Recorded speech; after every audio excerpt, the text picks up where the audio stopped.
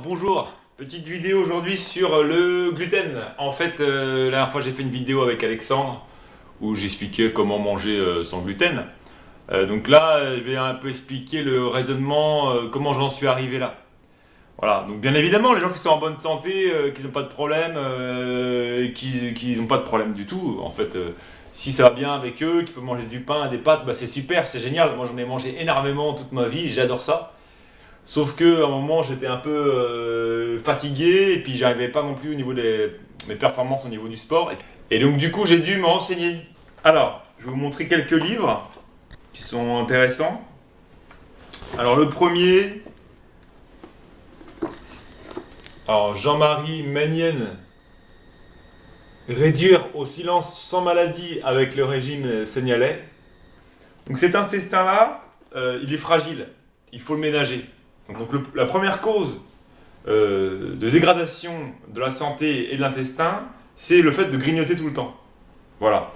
Et après, il explique pourquoi est-ce que le gluten, c'est parmi d'autres facteurs, un de ceux sur lesquels on peut jouer pour améliorer la santé.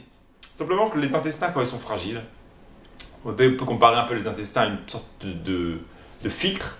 Mais quand ils sont fragiles et qu'ils sont abîmés à cause de trop de grignotage, trop de mauvaise alimentation, eh bien vous allez avoir les cellules qui s'abîment et il va y avoir des trous dans l'intestin. Enfin, des trous, des cellules qui vont être abîmées, qui vont laisser passer du coup des microbes, ils vont laisser passer des grosses molécules, ils vont laisser passer plein de choses délétères qui rentrent dans le corps après.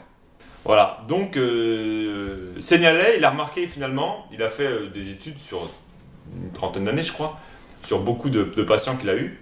Ce qu'il a remarqué, c'est que finalement les aliments, lui en tout cas qu'il a incriminé le plus comme étant facteur de maladie, c'était le gluten, donc le pain et les pâtes, et les laitages.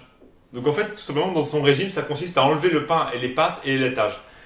Il y a des tableaux qui se présentent un peu de cette manière-là. Donc je vais les mettre en lien.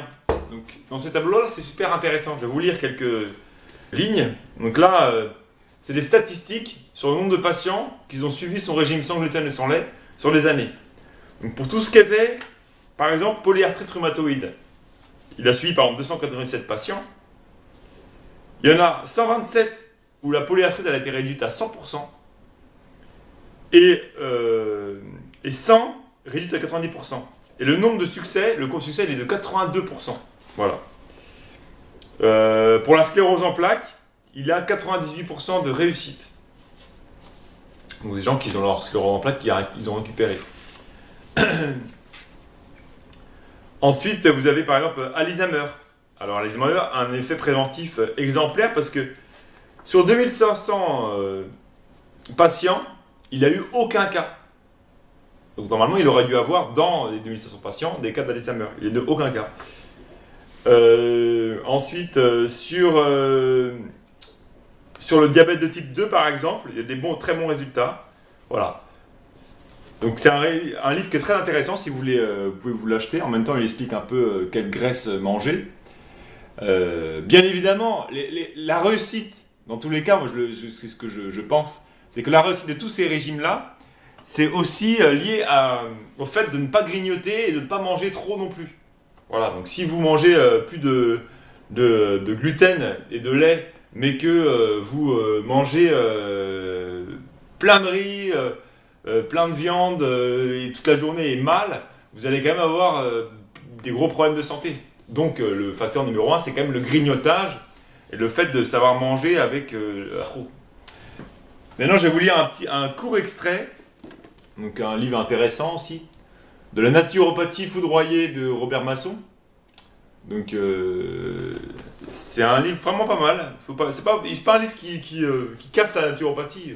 C'est juste qu'il pointe du doigt certaines pratiques en naturopathie avec lesquelles il n'est pas d'accord et avec lesquelles lui, dans sa pratique, il a vu les dégâts que ça pouvait faire. Alors, les nouvelles diététiques et les nouveaux régimes. Chaque année apparaît une nouvelle mode qui donne des résultats souvent remarquables. Ce fut, il y a une dizaine d'années, de l'alimentation selon les groupes sanguins. C'est actuellement le régime paléolithique, ce sera demain le thalassovorisme, etc. Comment expliquer les résultats obtenus par ces alimentations apparemment différentes? Alors voilà, en fait, pourquoi est-ce que tous ces régimes marchent? Eh ben, si vous, lui, il a bien regardé, ces méthodes présentent tout simplement 3 points communs. Elles suppriment les 3 agresseurs fondamentaux de la santé, à savoir le grignotage, la caséine, le gluten. Voilà, ça c'est un petit extrait. Et pourtant, Robert Masson, c'est pas un extrémiste. Hein. C'est quelqu'un qui aime la vie et qui s'empêche pas de manger des bonnes choses. Voilà. Et aussi, donc là, c'est Sandrine Masson et Robert Masson qui ont écrit ce livre-là, Booster votre immunité. Donc toujours très intéressant. Bon, ils sont critiquables au niveau des viandes, au niveau des... Mais bon, très intéressant au niveau de leurs remarques sur le fait de ne pas grignoter. Finalement, qui rejoint un peu tout le courant des gens qui disent le jeûne intermittent. En fait, le jeûne intermittent, c'est juste que tu ne grignotes pas. Enfin, selon moi. Donc là, la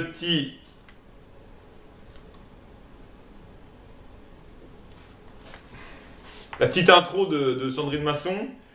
Nous avons pu le constater sur nos patients, mais aussi sur nous-mêmes. On se porte beaucoup mieux avec une alimentation exempte de gluten et de caséine. Mais supprimer le gluten et la caséine ne suffit pourtant pas pour retrouver une bonne santé. Il faut pour cela que l'alimentation réponde à d'autres paramètres d'une importance fondamentale.